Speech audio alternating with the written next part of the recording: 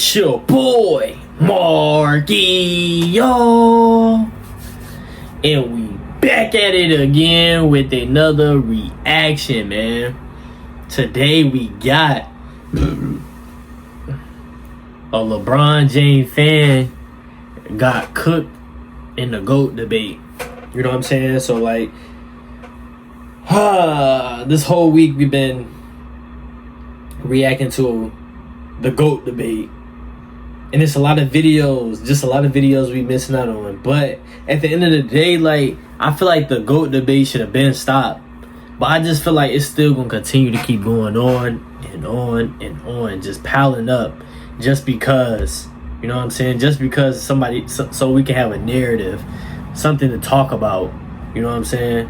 But I just feel like... Me personally, I just feel like the GOAT debate been over with. You know what I'm saying? Even LeBron just going to Philly. If he went in Philly, people gonna think he the GOAT. Like, bro, you just running his super teams every time, and then y'all consider him a GOAT because he won one with a super team. Like, come on, y'all. But let's get into this video and see what this video talking about, man. Who's the LeBron fan? Make sure y'all like, comment, subscribe. We're gonna roll to 16K subs. Sub is free. Sub up for your boy. Notifications on. I post every day, so y'all stay tuned. Let's get it. Over the past couple of years, the biggest debate NBA fans have had is who the greatest player of all time. So what I want to do in today's video, I want to look at an older LeBron James fan who's arguing LeBron versus Michael Jordan. I know him, man. His overall take got tons of traction, and it's some fans saying he was quote-unquote speaking facts. In this video, very quickly, I'm going to debunk him, set the record straight, and once again show you guys why Michael Jordan and not LeBron James is the greatest player in NBA history.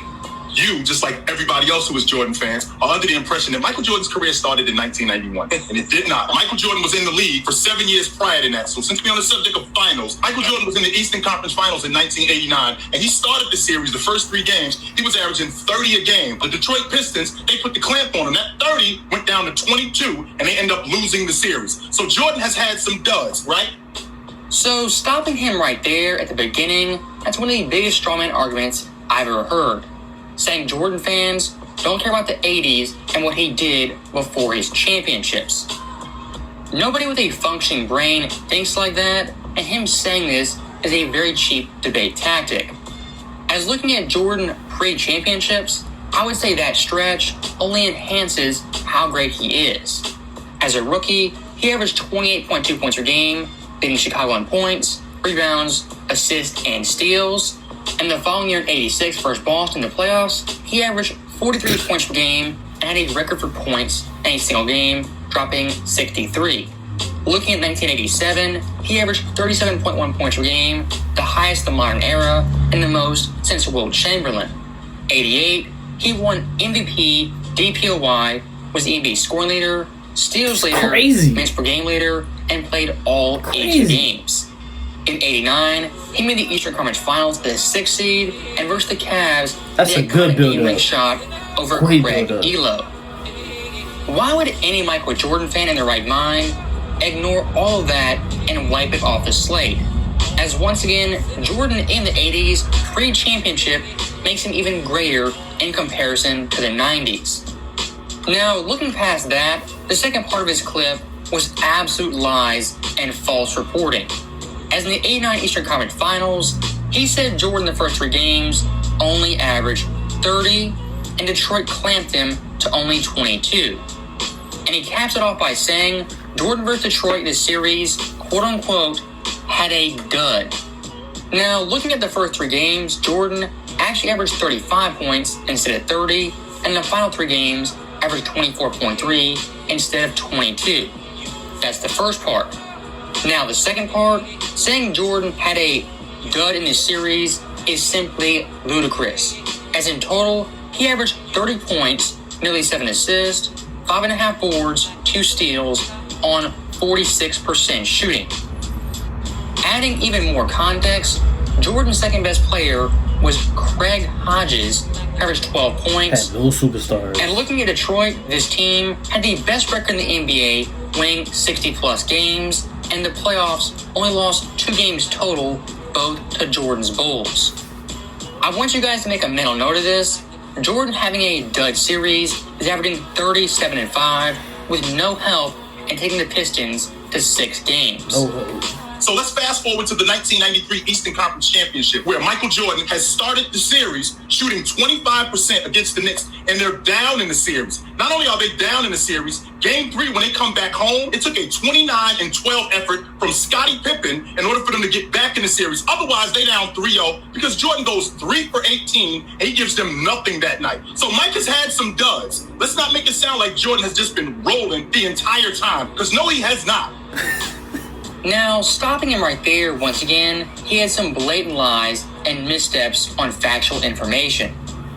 As looking at Jordan in this series, he says he was shooting 25% in the first 3 games. In reality, it was 37% and was still averaging 32 points. The second thing he says is that Pippen in Game 3 had 29-12. He better? But in reality, it was 29-4 and not 12. And the last thing, he says Jordan in this game gave Chicago absolutely nothing. When in reality, he had 11 assists, a game high, 8 rebounds, a high for the Bulls, also 2 steals, 2 blocks, and 22 points, which was still the second most in this game. I'm not saying Jordan played great in this game. He wasn't even average Jordan. He had a bad game. But saying he gave them nothing is simply false.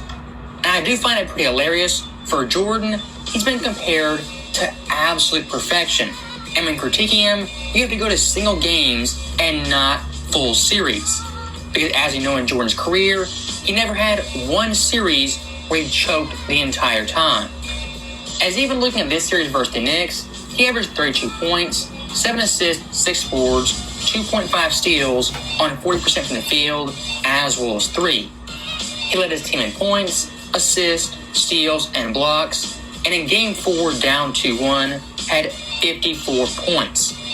My main problem with LeBron James fans, and especially this guy, is when he critiques Jordan, he's comparing him to absolute perfection, nitpicking games here and there to show why Jordan wasn't always great. But when it comes to LeBron James, that same energy is never applied. As looking at LeBron James, for an entire series, he's been bad in his career. Look at the 07 Finals versus the Spurs. In that series, he averaged 22 points on 35% shooting, had 5.8 turnovers. He had one game only scoring 14 points, and not once cracked 25, en route to Cleveland being swept. Looking at 08 versus Boston, he averaged 27 points on 35% shooting with 5.3 turnovers. That on its own is pretty bad, but looking at the first 4 games, he was absolutely dreadful, averaging 18.8 points, 5.8 turnovers on 26% shooting. And funny enough, the Cavs in those games were still tied 2-2 with the Big 3 Celtics. And if you want to nitpick further, LeBron in this series had absolute duds. In one game, going 2 for 18 from the field with 10 turnovers, and another game, 6-24 with 7 turnovers. Even looking at 2010 versus Boston, Cleveland once again was very, very competitive, and actually this time they were up 2-1. But in the final 3 games, LeBron James averaged 21.3 points, 6.3 turnovers on 34% shooting. He completely choked, he folded, and once again had a dud.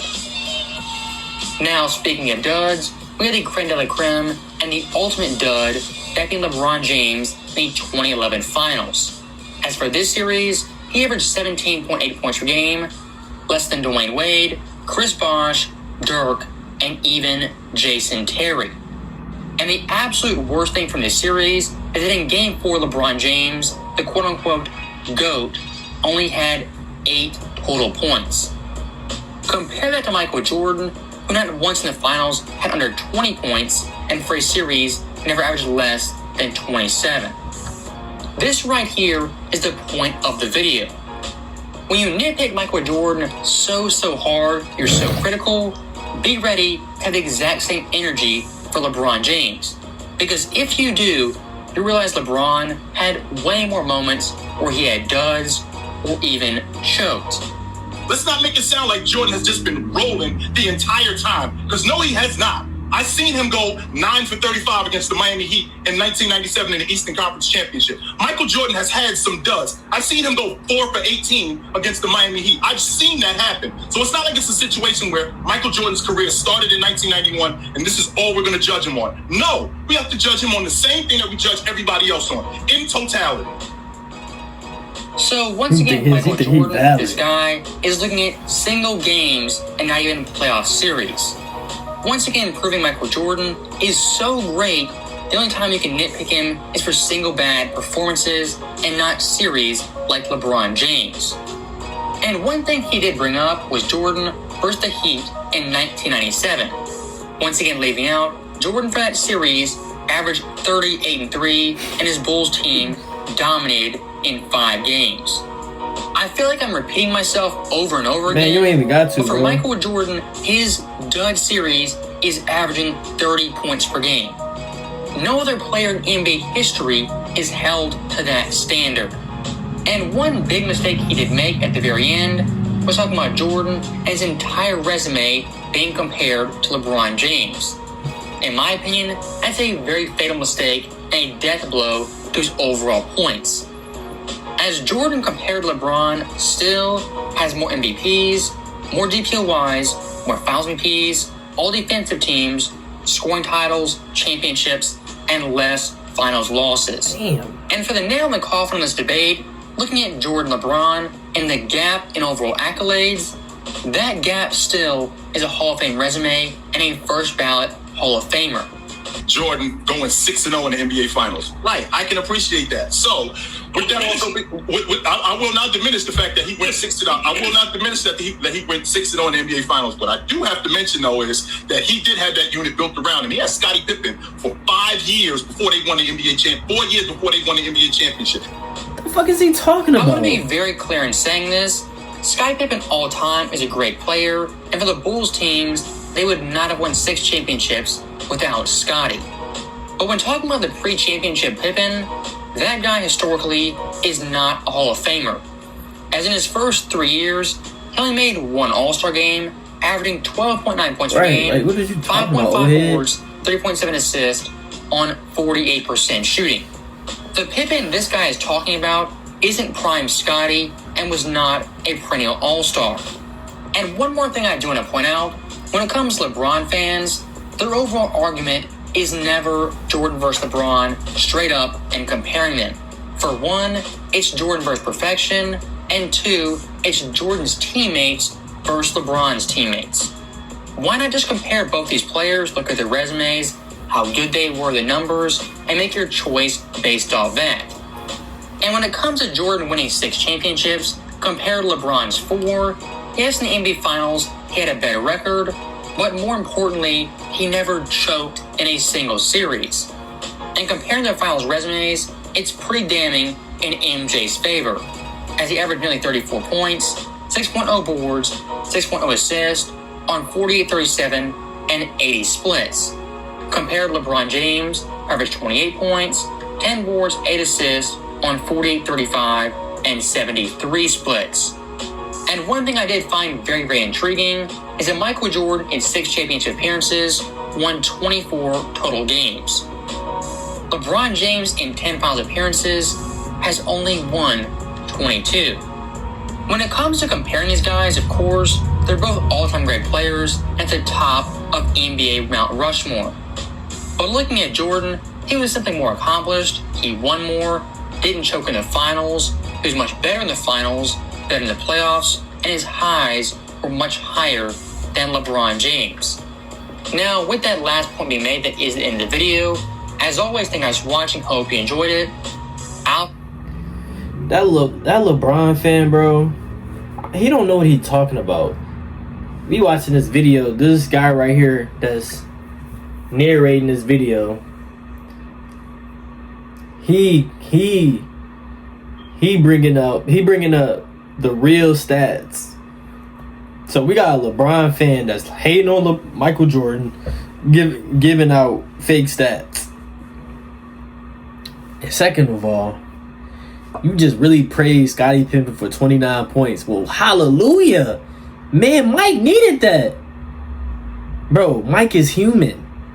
You know what I'm saying? He gonna have rough nights, but he not gonna have a rough series. That's the only thing you're not understanding, man. He's gonna have rough nights. He needs somebody. He need that second option player to go crazy. Cause LeBron had it all. He had it. If Bron having a bad night, guess who gonna say today? Luka. Guess who gonna say today? Kyrie. Guess who gonna say today? Anthony Davis. Guess who gonna say today? Chris Bosh. Guess who gonna say today? Dwayne Wade. Now his new team. So guess who gonna say today?